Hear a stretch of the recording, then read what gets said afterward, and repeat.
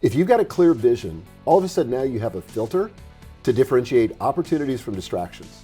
And a lot of times distractions show up masqueraded as opportunities. But unless you have a clear vision, there's no way to discern the difference.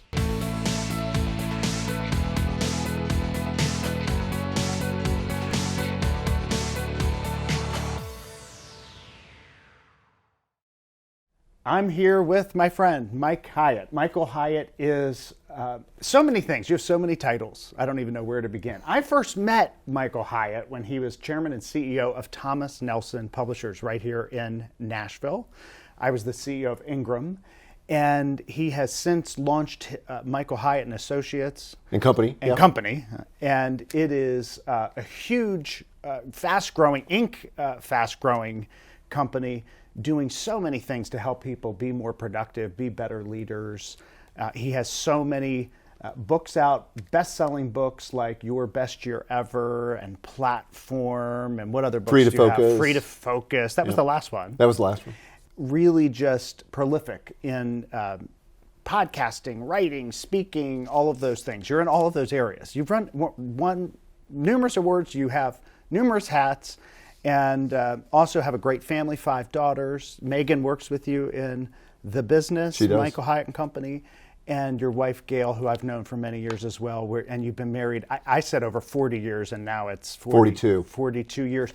And so we may talk a little bit about how you look like you're 42, and you've been married 42 years. So you're kind. And Gail too. So I don't know how that all happened. But your new book that is coming out, The Vision-Driven Leader, is fantastic. Thank you so much. It's a leadership book. Thank you. Thank you for coming out with this book. I needed this book right now.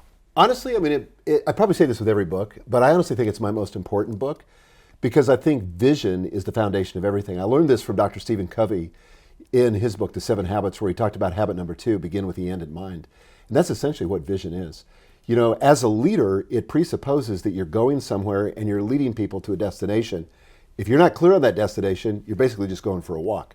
But if you're going to lead people, you've got to have a vision.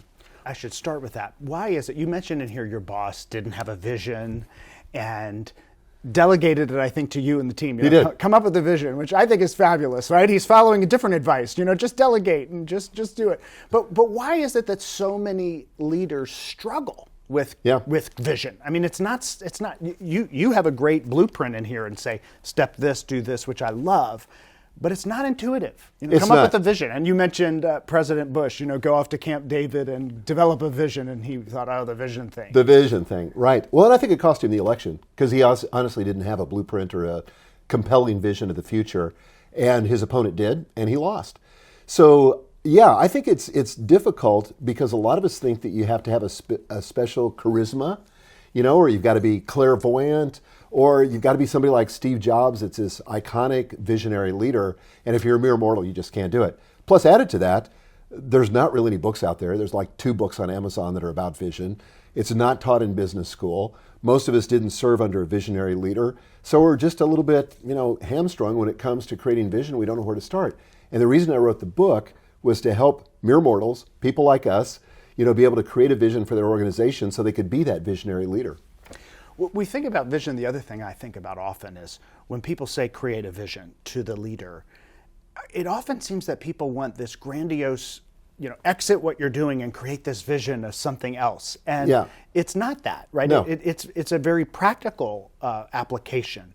And yet many of us struggle with it and struggle, vision by product line, vision by market, vision for the whole company. Right. How do we get all of these things right? And so you balance that perfectly, I think, and create a blueprint.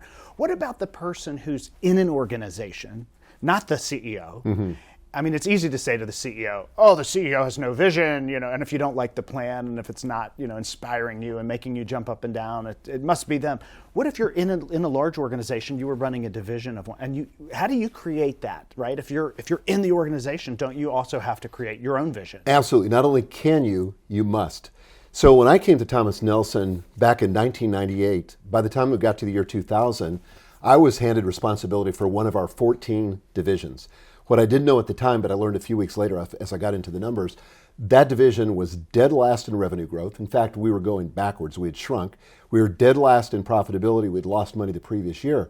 So I thought, course, it was a blessing in disguise because I really couldn't screw it up, right? So we were 14 out of 14. It could only go up. So the CEO, Sam Moore at the time, came to me and he said, how long is it going to take you to turn this division around? So I pulled a number out of the air and I said, I think it's going to take about 3 years. And he said, that sounds reasonable. First thing I did, Skip, was I went and got a loan. I took a kind of a private retreat, took the numbers with me, the org charts, some other documents to kind of get a good sense of where we were currently. And then I began to write down what I wanted to see happen in 3 years. Now, this was sort of the prototype for what I now call the vision script, but I wrote this thing down. And I think a lot of people think that a vision's got to be a vision statement. You know, it's got to be this short, pithy, hyper clever thing. We choose to go to the moon. Right? That's right. So you can like put it on a coffee mug, slap it on a t-shirt. But no, it's got to be more robust than that if it's going to really inform your decision making and guide your strategy. So I started writing down as a series of bullets things like this. I said, we publish 5 New York Times bestsellers a year. Now, I said it in the present tense as though it were already a current reality, and it was something that wasn't true then because we were publishing no bestsellers.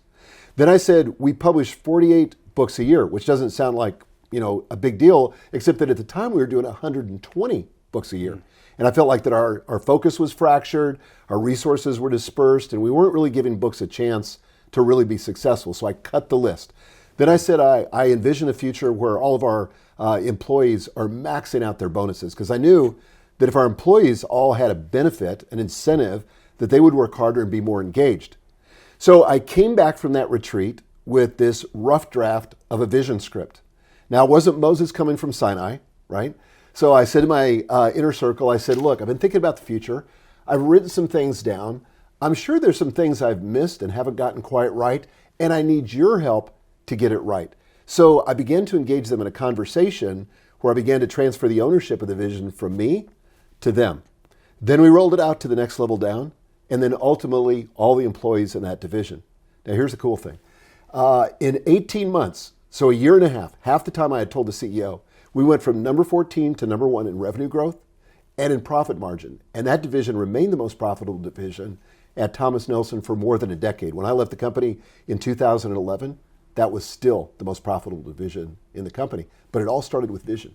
And what I love about that, because I'm very practical, as you know, I have to operationalize. I love that about you. Right? I have to make it happen.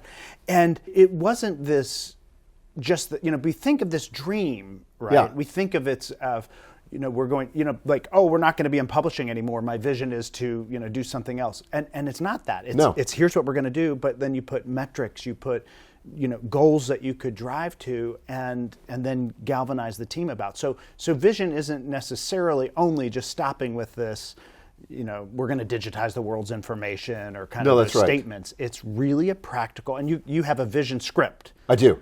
And how do people engage and get a vision script? Okay, so the first thing is, you know, to define a vision, it's a clear, inspiring, practical, attractive picture of your organization's future. So it's got to meet those criteria. It's going to take the form of a vision script, so a 3 to 5 page document of a future state, a superior state to what you have now, and it's going to be stated in the present tense. And it's going to be inspiring to you first, because honestly, if you can't buy it, you can't sell it. Right? So true. So you got to buy and you this have a whole future. chapter on that. I have a whole chapter on that. Which is really good. So the vision script is going to be this document that's going to cover 4 crucial areas. So first of all, the future of your team. Now, why do I start with team? The team is everything. Your team and your corporate culture, I've often said that culture is the unseen force that drives operating results. And a lot of reasons that leaders can't seem to get traction or get momentum is because they're fighting a culture that seems invisible to them. It's just something they keep bouncing up against and falling away from. But you can shape the culture, and you've got to envision a different reality in your culture and a different kind of teammate, perhaps, a different kind of team. But so there's the future of your team, the future of your product, particularly what is the transformation that our products create in the lives of our customers and our clients. And then the marketing. I like that.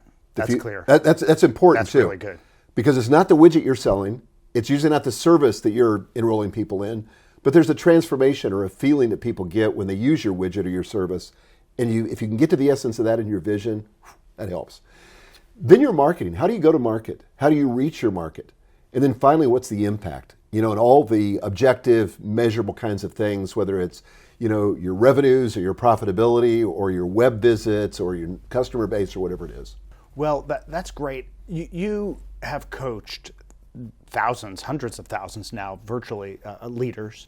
You've been in and out of cultures yourself. You've consulted and seen other cultures. You've been on company boards. You've been on, you've had a great window into a lot of different organizations. What are some of the characteristics when you go into a company and you go, this is a vision culture. I see it. The leader's inspiring, and over here, not so much. This is the opposite of that. Vision deficient, I would think you call it. How do you what do you, I mean, when you first get exposed, what are the cues? I mean, you pick up on cues really fast, and you go, this is it or it's not. I'm looking for the language of possibility. So in other words, if I sense that there's cynicism, like new ideas are shot down quickly, we tried that before, or that won't work here, or you don't understand our industry. That's not the language of possibility. That's the language where people are going to shut down new ideas. They're not being futuristic, and they're not going to be visionary. And I'm not saying that ideas shouldn't be subjected to scrutiny. They absolutely should be. But there's a time for that. And I think for visionary leaders, they're able to create an environment where it's safe to share ideas about the future and just to imagine a different future without feeling like you're going to be reproved or it's going to be shot down. There's going to be time for that in the future. But initially, you've got to create an environment because dreams are very fragile things, And when people first begin to imagine them, they don't think it all the way through, and they don't need to think it all the way through. They eventually have to think it all the way through. But at the beginning, you've got to imagine a future state that's better than the present, that's bigger than the present, and you've got to allow people the flexibility to do that, even if it's not you, somebody on your team. Dream, don't destroy. And that's it. Is that something that happens too early then, that most companies just destroy it before it really gets off the ground? Well, here's what I think happens in a lot of companies. We reward people for being smart. And so you get in a room, and I used to see this with consultants that were brought in from the outside. So they feel like their job, and leaders feel this way too, I got to find the holes in this. I'm going to notice what's wrong instead of noticing what's right. The problem is when you do that as a leader, you shut down dialogue and you keep people from dreaming. It's so true. And yet on the opposite side, sometimes you don't want people launching 17 things if you're not focused. So free to focus at the same time, this vision, and how do you align the vision, but stay focused on it and still dream, and that's a constant balancing act. It is, and this is where the vision is so critical. Everybody talks about, like if you go on Amazon, you'll find dozens, probably hundreds of books on execution. You'll find a lot of books on focus or on alignment, but both of those are impossible unless you have a vision. If you've got a clear vision, all of a sudden now you have a filter to differentiate opportunities from distractions. And a lot of times distractions show up masqueraded as opportunities. But unless you have a clear vision, there's no way to discern the difference. And so I started a company back in the 80s, a publishing company that didn't do so well. It did initially. We had a New York Times bestseller with Oral Hershiser, the famous baseball pitcher, and that book was on the New York Times list for like 4 months. And it generated a lot of cash, and it brought to us a ton of opportunity. So we started out publishing adult trade books. You know what that means from being in the industry. But somebody brought to us a children's book, and we said, sure, why not? And somebody else brought us a reference book and a gift book and then a big Bible project. And so before long, our focus was fractured. Our resources were distributed across all these different product lines, and we failed, not because of a lack of opportunity. We literally went bankrupt, not because of a lack of opportunity, but because we had too much opportunity without a vision to guide us. So once you have the vision, you can align your resources, you can focus your efforts, and you can drive execution. But if you focus on execution without a vision, what you get is a lot of busy work, a lot of fake work, a lot of sideways energy. I love how you walk us through that period in your life and in your career. I think a lot of people will think of Michael Hyatt and they think, well, everything he touches just it's platinum, right? Everything's perfect, everything works. He rockets to CEO, and his division, of course, it stayed number one for 55 years and all of these things, right? And yet you're vulnerable and you share this is what didn't work. And I think that's powerful. I mean, we all learn lessons through failure, lessons through struggle. What I'm curious about for you in reading that story, because I don't know this, and we've talked about that before, is how much was it time that gave you the perspective to kind of learn those lessons, and or did you know those lessons as they were going? Because that's many years ago now. No, it was reflecting back on it. I would say that somebody who's kind of been an achiever all my life, that I've never made a reflection a high priority until about 10 years ago. So if something didn't work, I just scurried on to the next thing and try to get something to work. And frankly, I think a lot of my success is not because I've been so smart or intuitive or visionary. I'm kind of a hacker. I just kind of keep hacking until I get something that works. And my success is the stuff that's the iceberg above the water. But there's a whole big thing of stuff that didn't work, that's under the water. I often wonder, as leaders, do we see it in the moment, especially somebody like you? You're a high achiever, so you're on to the next thing, and you're trying to drive success. So about... Because it's one of the most powerful points in this book. Because it's so reflective, and it takes people into a side of you that is not something that everyone sees. Like this was a real struggle, and I didn't like it. Like it must have been very painful. It was very painful, and I can tell you when that business failed, a couple things happened.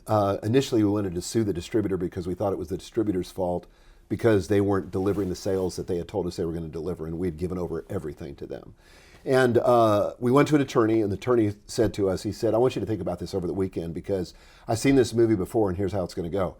For the next 3 years, you're going to be in and out of court. You're going to be giving depositions. Every decision you've ever made is going to be challenged. And in the end, you're going to get, even if you win, it's going to be less than you think you deserve, and you're going to be angry and bitter, and you will have wasted 3 years of your life. If you want to do that, I'm happy to take on the case. Wise counsel. It was. But he said, I want you to think about it over the weekend. And my business partner and I looked at each other and we said, and this was an incredible moment, we said, you know what? This is really our fault. That's powerful. Nobody held a gun to our head.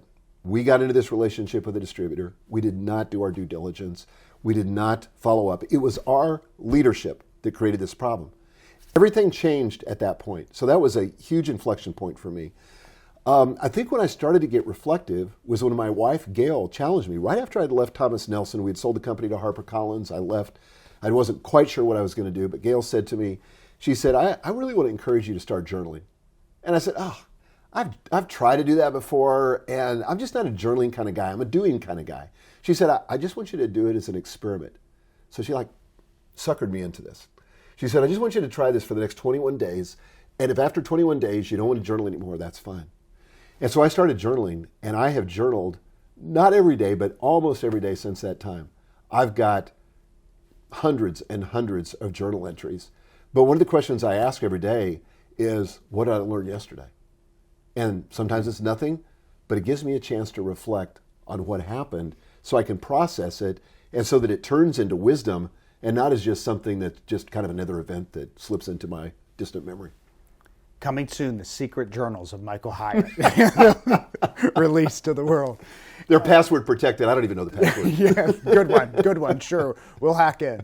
You're talking about vision. You're setting the vision. You're creating a vision. You talk about struggling with not having a vision and what ensues. I'm curious about selling the vision. We've referenced it, right? And you talk about selling the vision across, down, even outside. Right. What are some of the pitfalls in selling the vision? Because some people don't think about that. They just, if they develop a vision, which is a small number, yeah, then they roll it out. That selling part, I could see that being a drop ball. And you spent some time on that. Well, I would say, first of all, you got to realize that everybody in the world is tuned to the world's most popular radio station, which is WIIFM. What's in it for me? Okay? And so to sell anything, you've got to help the other person see what's in it for them if you, in this case, achieve your vision. I learned this from Don Miller in his book Story Brand, and in the seminar that he does, very similar to that you can't be the hero of the story. You got to make the person you're trying to sell the hero. So what does this person get, whether it's an investor or a banker, or it's the employees that are working for you, or it's your boss? How do they get what they want by helping you accomplish your vision? So you got to start with the right frame of mind. The other thing too, and we kind of said this earlier, but you got to buy into the vision. If you're not sold, it's not happening. It's not happening. You got to see it with clarity, and you've flat got to want it. And this is hard for leaders because a lot of leaders don't know what they want. And so to get clear on what you want, I've got a whole chapter on this. To get clear on what you want is the essence of selling it to somebody else. And we've all had that situation where we've been with an enthusiastic salesman who was clear about the vision And we bought into it. Maybe we weren't even planning to buy that thing. Don't even know why. Yeah. You know, Why did I get this? I bought it because my house is full of that stuff, by the way. Yeah. So I think you got to be sold, and you got to get into the shoes of the person you're trying to sell. I don't care who it is, up, down, sideways, whatever, and sell it from that perspective. You champion teams, you champion working with teams, you champion diversity of thought and people who are, can challenge and do all of these things. And yet sometimes there's a detractor that no matter what happens, they are just, coming at you, And so how as a leader, when are times when you embrace that and you're learning from that and you're using some of that negativity or criticism as a positive? When do you shut them down? When do you coach them and pull them aside saying you're killing the dream? Yeah. How do you orchestrate that? Because sometimes people are just constantly, you just know as soon as I say this person's going to attack it. So how do you deal with that? Well, I think first of all, one value of a vision is not only a filter for opportunities, but it's a filter for employees, right? So when you're trying to attract the right people, you want a vision that attracts the right people and repels the wrong people. So that's at a fundamental level. But that doesn't mean you can't have people in your organization that disagree with you. I think one of the first and foremost jobs of a leader is to create a culture that's safe for dissent. Create a culture safe for dissent. Safe for dissent. That's good. Because if you create a culture that's not safe for dissent, people are only going to tell you what you want to hear, and you're going to go off the cliff, and you're not going to know it till you hit the bottom. Love that. So I always say be safe for dissent, but you just have to make a good dissenting case. I'm a lawyer, right? So that's right. If you're going to dissent, I want you to be really good at it. I'm not going to pick you apart for dissenting, but if it's not thoughtful. And the timing's everything. Timing is everything. You and I have a mutual friend that has done some work for both of us that was pretty embedded in my organization that tended to be pretty negative. He would be the guy that whenever a dream was shared, he would be the first guy to see the holes in it, the first way that things could go wrong, and he used his imagination to imagine the worst case scenario. So my daughter got pretty frustrated and said, we want to move that guy out of the organization. And I said, no. I said, honestly, that guy is going to help us because he's seeing things that you and I don't see. Right. It's all about timing. So I went to said person and I said, look, I do not want to throttle what you see. I want you to be fully expressed and give voice to those things that you see. But it's all about timing. So when you're in a meeting, I want you to let it run, let people dream, open it up to possibility, and then I promise I will make time for you to raise all your objections because we need to fold those in to what we're trying to do if we're going to have a comprehensive vision and if we're going to really have a strategy that works. That's really good. Timing is everything. Timing is everything. And when to listen to those voices and when not to, it's such a judgment call. And I've gotten it spectacularly wrong. I have too. Or right. So I think you got to set it up like when you start a meeting, like if you're having a meeting where you're doing some brainstorming or dreaming about the future, I think it doesn't hurt to remind people, this is a brainstorming meeting. This is not the time to poke holes. This is not the time to demonstrate to your colleagues how smart you are by seeing the obvious flaws. Yes, there are going to be flaws. There are going to be problems here that need to be addressed at some point in the future, but this is not the meeting for this. So this is the meeting where we're going to put on the hat of possibility and dream. I think everybody listening to this can appreciate this conversation, and I just think what's so interesting about it is that we've had these conversations on topics for many, many years over lunch. And I just am fortunate because I'm the CEO at the time of Ingram, so we're selling billions of dollars of books, and to strike a lucky friendship and have you as counsel. So everybody gets you as an online mentor. Hundreds of thousands of people have tuned in. But I personally was getting you, helping me with publishing, and you taught me social media. For some reason, I didn't even know what Twitter was, but your Twitter feed was coming up on my screen. I don't know how. Only you. I don't know how that Russian hackers. Russian hackers. So to have your personal mentorship and advice and counsel through my career has been incredibly invaluable, and especially the challenge. You're always challenging us to think differently, to think about social media, to think about publishing differently, or business, people. So I love this conversation because it's just letting people in on the fact that and everybody that signs up for your courses can partake in that. So it's really great. Well, I feel the same way about you. So I thought I was getting mentored by you. So I don't know about that because I'm the one taking more notes away for sure. But I have a and you have had none of these questions, and you have no idea what I'm going to ask. But I have a lightning round group of questions. Great. And these are just quick answers on random topics. And they're easy. They're so easy. Okay. So I just want to get your quick answer. Secret to a 40-plus year marriage is? Assuming positive intent. Oh, that's good. I learned that from my wife because she's the kind of person, and this is actually a line from Bob Goff, but she says, whenever you observe somebody that has bizarre behavior, or maybe they're negative or something, she said, what's the least creepy explanation for that? Least creepy. And she always assumes positive intent, like, well, maybe they got out of bed on the wrong side, or maybe the dog just bit them or something. But she's really had that attitude towards me and towards our children, and it's infectious. It's infectious. Yeah, that's good. Okay, biggest mistake hiring managers make. See, these are random. Biggest mistake hiring managers make. Trying to find a clone. That's good. You don't need somebody that's a clone. You need somebody that's a complement. You don't need more people like you. You need people less like you and more of a complement to you. I hired one person, and he said he wanted a T-shirt that said, "I'm Skip's opposite" for that reason. Because I'm like, perfect. I want the total opposite of me. Help me with my errors. How about this? Advice to your younger self. You go back through a time machine. What would you say? Yeah, I would say you're not as smart as you think you are, but you have way more potential than you can imagine. Good. Most people don't realize leadership starts by leading yourself. Self-leadership. If you can't lead yourself, you don't have the right to lead anybody else. Love that. Biggest misconception about the CEO role? That it's lonely at the top. It's not. John Maxwell told me when I became the CEO of Thomas Nelson, and I had the privilege of publishing him for over a decade, he said to me, you hear that CEOs, that it's lonely at the top? He said, let me tell you something. That's a choice. If you want it to be lonely, you can make it lonely, but it doesn't have to be. And I thought that was such good advice.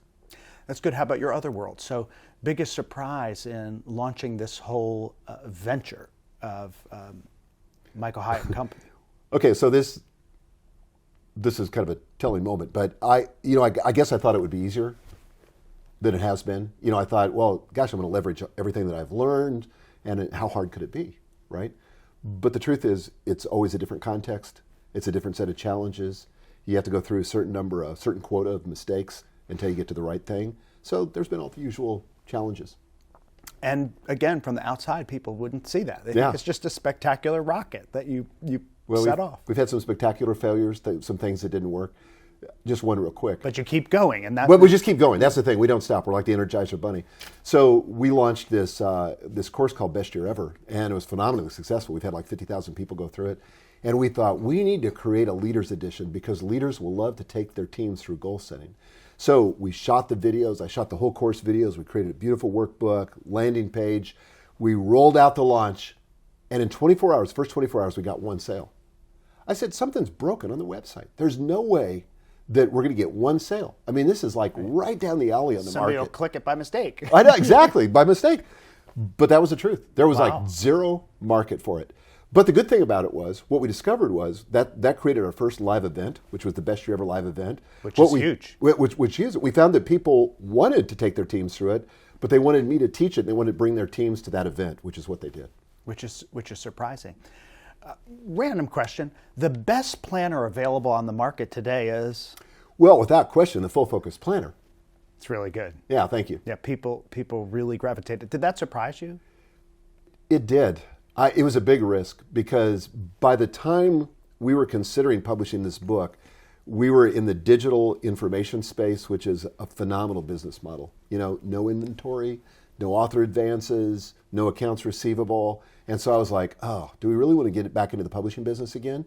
And who knows if there's going to be a market for this thing? Because what it really does is it now enables people to take what I teach in Your Best Year Ever and Free to Focus, so goal setting or goal achievement and productivity, and put it together in sort of a daily action plan.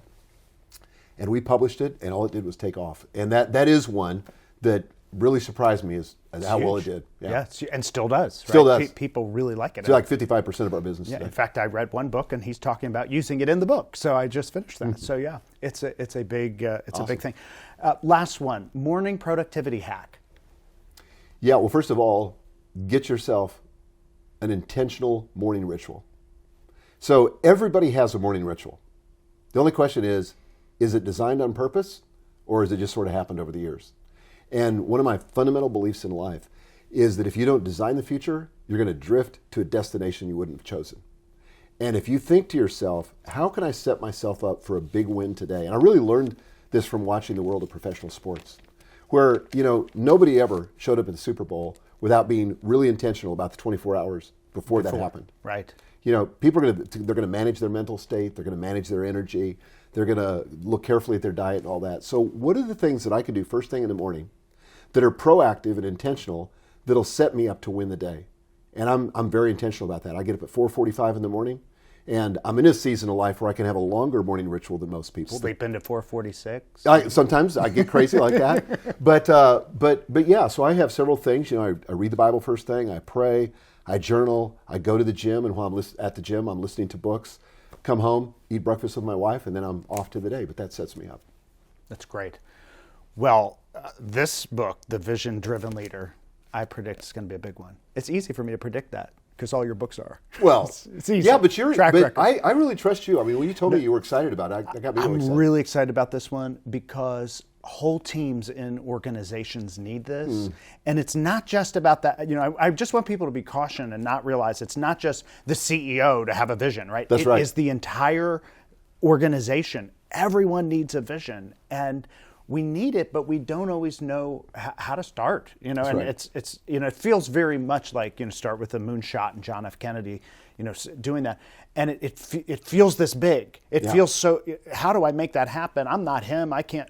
But you, as you do with all your books, very practical step. Here's how to make it happen. Here's this. So, where can people go to learn more about this resource and other resources? Obviously, michaelhyatt.com, which is your main flagship site, takes you everywhere. Anywhere else they can go? Well, first of all, they can buy the book from better booksellers everywhere, whether it's Amazon or Barnes & Noble or your local retailer. But save the receipt. Come back to visiondrivenleader.com/skip. That's a landing page. A skip vision right page. there. We have a landing good. page just for your listeners. Oh, wonderful. And we have a bunch of bonuses on there. So until April the 4th, when they buy the book and turn in their receipt, they can get free the Audible copy of me reading this book. Oh, you did it. I love did. that. I like when the author does I always that. do that. It's kind of a pain, but I did it on do mine. I like it. Yeah, it's worth doing. So then you can also get the ebook of my last book, Free to Focus. Several videos that walk you through the process of creating the vision, but we have a very cool online tool called the Vision Scripter Tool. This will take you by the hand and walk you through the process of writing your first draft of the vision. If you do nothing but do that, you'll get 85 to 90% of the way done in terms of your draft, and that's enough to take back to your team and begin to refine it. I really like that. That's all free, just for buying the book. That's good. That's compelling. That's reason right there to get Cool. it. But it's a great book. And I realized the last time I actually did an official interview with you was so many years ago, almost 10, I think. It's hard to believe. Maybe 8. I don't know. It was with Platform. And the last interview I did with you, though, was on leadership.